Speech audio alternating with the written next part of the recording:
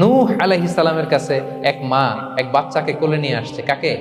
বাচ্চাকে কোলে নিয়ে এসে নূহ আলাইহিস সালামকে বলে, ইয়া নবী আল্লাহ নূহ উদউ আল্লাহ আলা, আমার বাচ্চাটার জন্য একটু দোয়া করেন যাতে আল্লাহ তার হায়াত বাড়ায় দেয়। তো নূহ আলাইহিস সালাম বললেন, কাম উমরুহ, বয়স কত তোমার বাচ্চার?